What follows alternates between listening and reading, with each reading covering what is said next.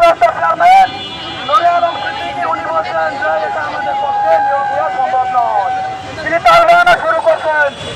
আমরা কোনো বানোয়াট কথা বলছি না, আপনারা মিডিয়ায় প্রচার করেন। আমার হাতে 3 বছরের রিকুইজিশন রয়েছে, শূন্যপদ রয়েছে, সেটা এনটিআরসি প্রকাশ করতে দেখেন আপনারা। 2025 সাল 2026